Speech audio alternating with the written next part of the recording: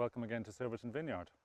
The last time we talked about these vines, things were a lot smaller. There was a bit of growth on and we were just finishing up the spring pruning, ready for this year's growth. As you can see, things are very different now. So this is Midsummer's Day, and really I don't really want any of these fruiting shoots to get much taller than they are now. As you can see, we've got a lot of grapes forming. So each shoot has, let's say, two there, and per side on this vine, as an example, I have 1, 2, 3, 4, 5, 6, 7, 8, 9, 10, 11, 12, 13, 14, 15 or 16 shoots, and I was only shooting for 12 in the first place. Each one with a couple of grapes. That means we've got more than enough. So my task at the moment in this summer pruning throughout the whole vineyard is to thin this right down. One of the primary tasks, working from the ground up as it were, is to take out the side shoots. We have these every year. They never seem to stop coming, and what I try to do, as I might have mentioned in the last video, is prune as late as I can with the winter pruning so that I can see the side shoots coming out and get rid of them. But there are, of course, some that make it through. This is a classic here. This side shoot actually has two tiny bunches of grapes coming from it, but they're not going to be any good because this shoot is coming from really old wood, and that just doesn't give you good fruit generally. So off it comes, and I'll be going through the vineyard taking off hundreds of those. It would have been a lot worse if we hadn't worked so hard in the end of the winter pruning to get rid of them. So it's just, let's say every other plant will have 1 or 2 to cut away, but that's our first task. So moving up into the canopy, as I mentioned earlier, I'm looking to thin out. So I'm going to take out little shoots like this fella, or this one here. They're not doing any good. They're just taking energy away from the plant. So they're coming out. I mean, they're so small, we can nip most of these out with our hands at this point. These guys here have to be supported. So what we do at Silverton is we have this kind of high wire system where we have 2 wires at about 5 foot off the ground, and we can actually tuck the vines, if they're willing, in between the two to support them. And then sometimes we'll use a cable tie or a vine clip to make sure that they stay in there.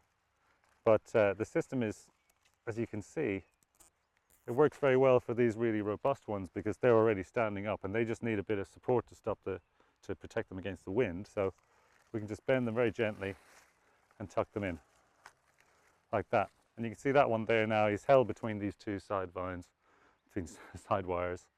And I expect this one to deliver 2 really fat, chunky bunches of grapes for me in September time. So I'm going to work my way across the plant. Something else we can do is we can take out the laterals. These are little tiny shoots that come sort of in the fork between a leaf and the main stem. We don't want them, and we might just want to cut the top off them. They're not super tall at the moment, but if I just let this one go, it's going to stick another 4, 5, 10 feet of growth on. I mean, they'll just go amazing. So the tops can come off at this point, clean them out.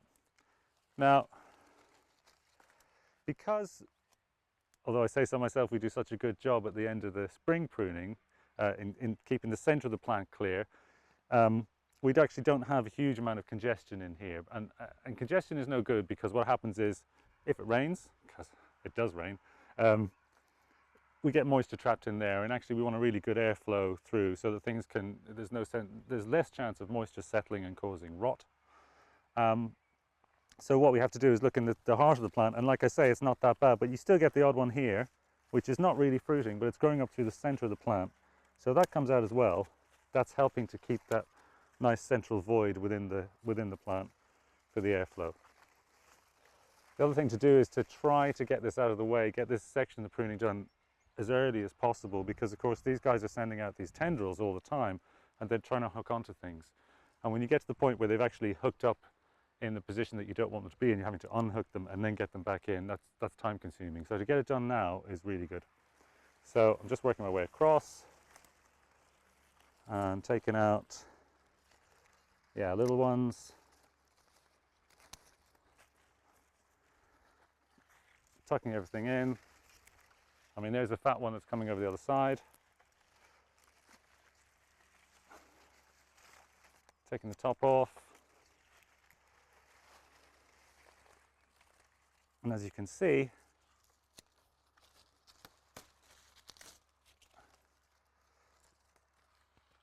I'm not having to do an awful lot. It'll look a bit scruffy, but it's just getting everything in to straighten up and fly right, putting it in the best position I can to protect the plant and give it as much support as necessary while it's developing its fruit.